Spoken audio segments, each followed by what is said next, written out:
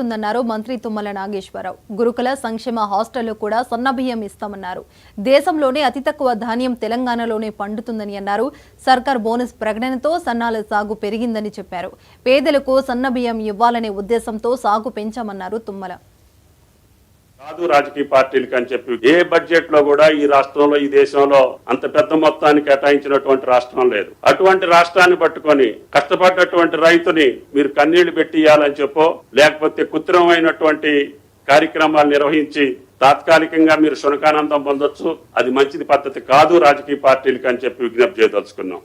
కాబట్టి దయచేసి మేము అన్నటువంటి ప్రతి మాట రైతుకు సంబంధించి 2 లక్షల రుణమాఫీ చెప్పాం. అది ఆగస్టు 15కి 2 లక్షల లోపు ఉన్నటువంటి వాళ్ళందరికీ చేశాం. 2 లక్షల పైన ఉన్నటువంటి వాళ్ళకు కూడా రేపు రైతు సదస్సులో మిగిలినటువంటి వాళ్ళకి ఎప్పుడు ఇస్తాం, ఏ రకంగా ఇస్తాం, మొట్టమొదటి సంవత్సరంలోనే మేము తప్పకుండా రుణమాఫీ పూర్తి చేస్తామని చెప్పి కూడా ముఖ్యమంత్రి గారు కేబినెట్ నిర్ణయించుకున్నాం. తప్పకుండా ఆ కార్యక్రమాన్ని కూడా పూర్తి చేసే బాధ్యత మాది. దాని తర్వాత రైతు భరోసా కూడా సబ్ కమిటీ నివేదిక వచ్చిన తర్వాత తప్పకుండా రైతు భరోసాను కూడా కంటిన్యూ చేయాలనేది మా ప్రభుత్వం యొక్క లక్ష్యం. అంతేకాకుండా పంట బీమాని కూడా ఈ సంవత్సరం కేబినెట్ లో చర్చించి ఏ పంట అయినా సరే, ఏ రైతు అయినా సరే నష్టపోతే తప్పకుండా రైతును ఆదుకోవాలి.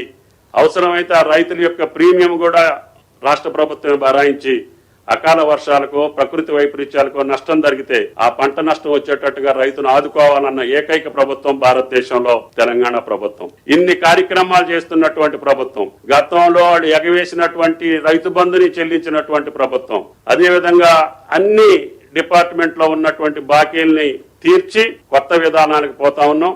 కాబట్టి దయచేసి తెలంగాణ రైతుని ఇబ్బంది పెట్టేటటువంటి మీ రాజకీయ క్రీడ మానేయమని చెప్పి